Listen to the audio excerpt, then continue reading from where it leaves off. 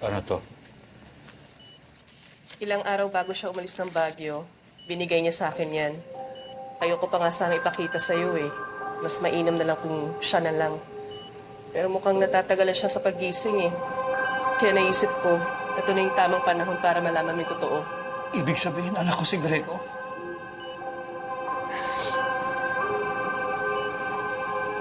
Kahit naman nung hindi pa ako siguradong anak ko siya, mahal ko ng batang yan eh. Alam kong itong nangyari sa kanya ngayon. Alam ko ito yung magiging daan para magkaayos kayo. Greco? Greco, anak! Greco, mabuti naman nagising ka na! Greco!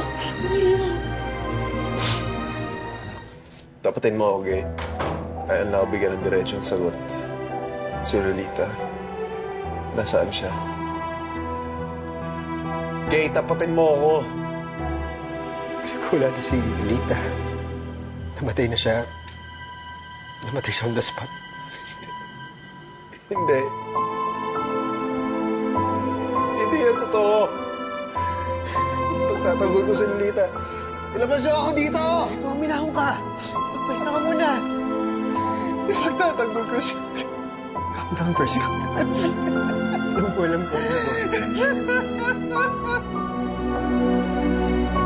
Mga bata, kumusta sila? Alam na ba nila? Maayos naman sila. Lagi ko naman silang dinadalaw. Oo, alam na nila. May sinabi pala sa akin si Sammy. Junior mo pala siya. Oo, pero hindi niya matanggap. Hindi ko rin naman siya masisi. Pagtrabahuhan mo. Hindi magiging madali yan. Gagawin ko ang lahat para matanggap ako ng anak ko. Naawa nga ako sa kanila eh. Hindi pwede mauwi sa wala ang pagkamatay ni Lolita. May suspect ka ba? Sino bang pwedeng gumawa nito? Si Lucio. Ang mga Montelibano. Sila lang naman yung kating-katin na magpatumba sa amin ni Lolita. Mahirap magbintang, Grego. Pero sino sa mga Montalban? Ano ka ba? Gusto mo yung mga mata mo? Naglaga na to, Gaylord. Tapos na yung mga araw na nagtatakipan tayo. Nagtududa ka ba na kaya nila gawin to sa amin ni Lolita? Kasi Amor Kapuyan nga, pinatalin na. Ano pa pinagkaiba namin? Hindi nila kayang gawin yan sa'yo, sa inyo. Lahat ng threat na pwede mong bunyag na tinatago nila, pinapaligpit nila. Mag-iingat ka, Gay. Baka ikaw ang susunod.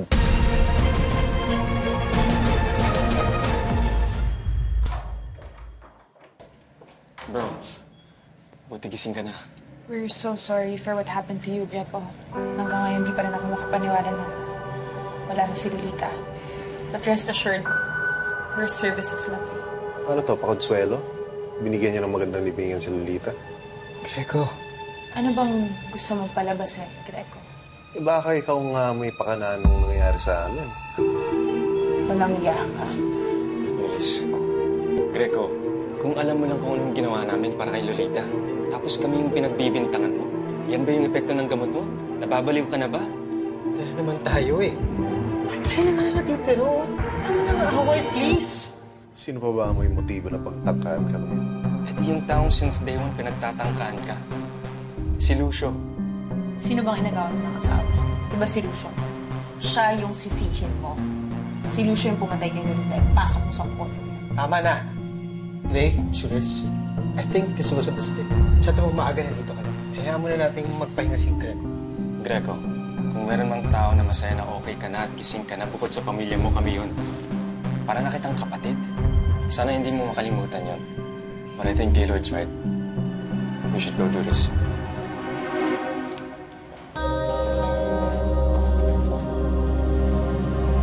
Okay ka lang? Juris, ang dami nang nangyayari sa atin. Nawala yung anak natin. Ang dami ng kaso laban sa atin. I'm losing in these elections. And all of our friends are either dead or hate us. Juris, gusto ko lang makasiguro. Tayong dalawa. Solid tayo, hindi ba? Oo naman, Dre. Nandito lang ako. Ano ka ba? Asawa mo ko. Juris, hindi ka naman magsisinungaling sa akin, hindi ba? Because you know na whatever you do, I'll always be there to support you. Lagi kitang puprotektahan. Pero kailangan ko malaman ng totoo, Juris. Wala kang kinalaman sa nangyari kay Greg Lolita. Wala. Wala akong ginawa, Dre. Wala akong kinalaman dito.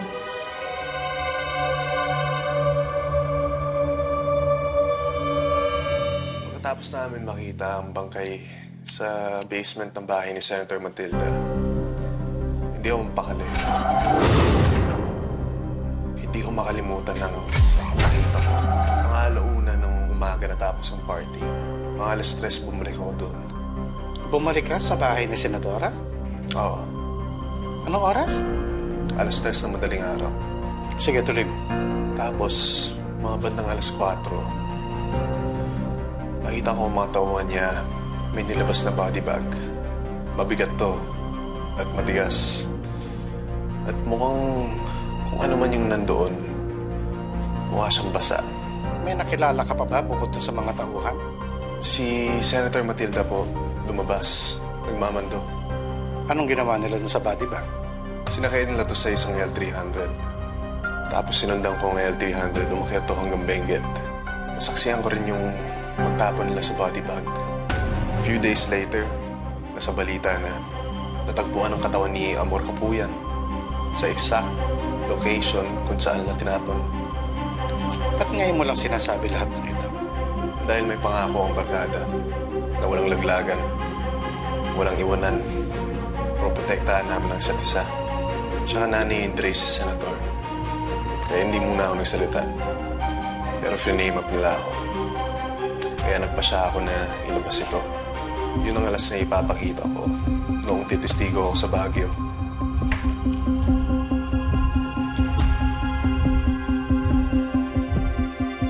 Ano to? Tinurn over yan ni Agent Yandro Torres sa amin. Nakuha yan sa warehouse kung saan pinaniniwalaang namatay o pinatay si Amor Kapuyan. At in-identify ni Fina Banyaga na nanay niya ang nagmamay-ari ng bagay na yun. Matagdag ebidensya yan laban kay Matilda Montilipan. Yun po ang buong salaysay ni Greco Catano. Kailangan maipakulong na si Matilda. Kailangan pagbayaran niya lahat ng ginawa niya.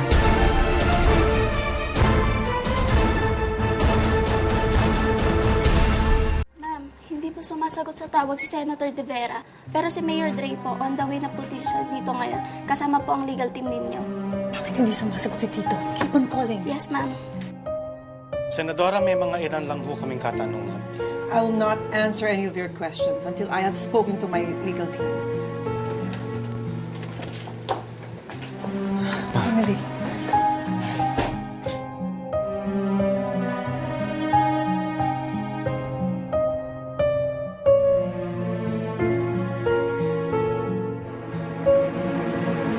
Ganap na alas 10:30 ng umaga na maaresto si Senadora Matilda Montelibano dahil sa di umano'y pagpatay kay Amor Kapuyan na siyang ina ni Fina Banyaga.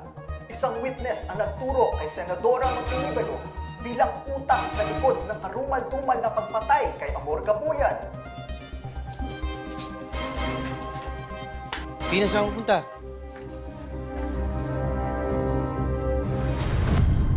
Premeditated murder, Senator. And we all know that it's non-bailable. I want to see the grounds which led to the arrest. Ano ang mga ebidensya? It's Greco Catapang's word against yours, Senator. Kiniklaim niya na nakita niya na inilabas ang bangkay from your property at dinala sa Baguio. Nakita ka rin niya while giving instructions to your men. Okay, Ma, you really have to tell us the truth. Ilang beses na kitang tinanong tungkol dito and you always tell me that you don't know anything about it. Pero may witness na. Greco must be bluffing. He must be desperate. May ibang usapan na to, arestado ka na. Please, Ma, at least to me and Attorney Arevalo, tell us the truth. Mas makakagawa tayo ng tamang aksyon at matibay na statement if we're on the same page. I told you already. I did not kill Amor. As per Katapang's statement, nakita raw niya ang bangkay sa loob ng freezer mo. He's saying that even Dre saw it. Totoo ba ito? Yes. Dre, Ma, there's no point in denying evidence to our legal team. We have to come out clean para matulungan nila tayo. Look, Attorney, just because the body was found on our premises doesn't necessarily mean na kami ang pumatay, hindi ba? It could mean na maybe the body was just placed there. But you moved the body. That spells premeditation. Or obstruction at the very least. then I'll admit to obstruction kung yun lang ang kaya nilang patunayan. But also, there's this. Inabot sa akin ito ni Agent Romero upon my arrival. Natagpuan niya ng caretaker niyo sa warehouse na nasa Lacandula Street. She gave a sworn testimony na nakita niya yan sa loob ng warehouse. What? Kinumpirma ni Fina Banyaga that belonged to Amor Kapuyan. No, wala akong alam dito. Hindi ako pwedeng makulong ng dahil dito.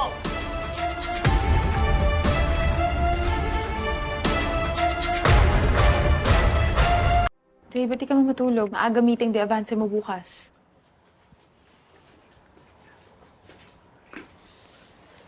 Look, Dre. Alam ko naman na you were hesitant to run at first.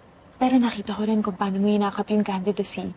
And you gave everything this campaign season. At alam ko naman sa puso mo, ang calling mo talaga public service. Pero tama pa ba? Tama ba na tumatakbo pa ako? Of course, Dre. This is what you do best. Dahil ba sa mga nangyayari, kaya ka bigla nagtatanong? Dre, wag mo silang pakinggan. If I lose, Mom would be devastated.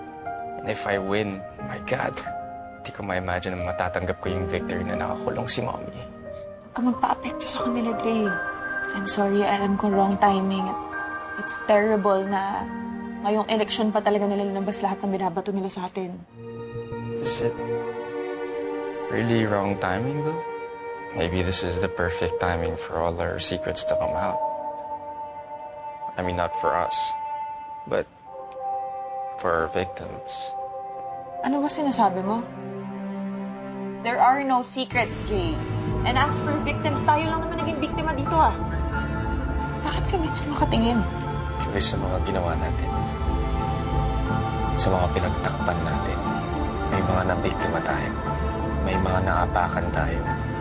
May mga naapi. What the hell are you saying? Jay, sinasabi mo, you're creeping me out. Julius, nangako ka sa akin. No secrets. At least between the both of us. Tell me right now.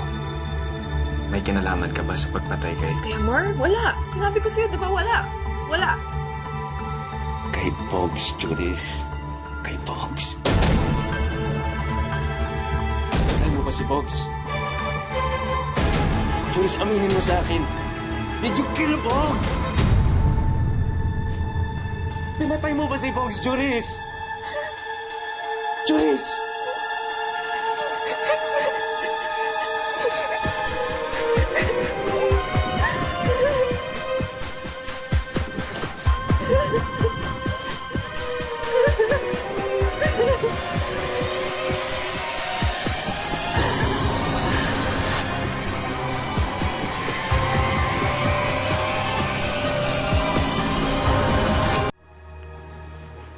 Sino yan? Salamat. Hello, Agent Torres, NBI. Leandro, si Dolores ito. Dolores, ilang beses ko ba sasabihin sa'yo, wala kang makukuhang impormasyon sa akin. Wala akong hinihingi impormasyon. Ako ang may ibibigay na mahalagang impormasyon sa inyo. Na alam kong makakatulong na malaki sa pag-iimbestiga ninyo. Sasabihin ko na ang lahat ng sinabi sa akin ni Gaston. Magkita tayo mamaya. Paano ko naman nalaman din mo ako niloloko? Dolores, wala akong panahon makipag... Handa na akong tumistigo, Leandro. Kahit sino pa ang masagasaan. Ite-text ko sa iyo ang oras at ang lugar.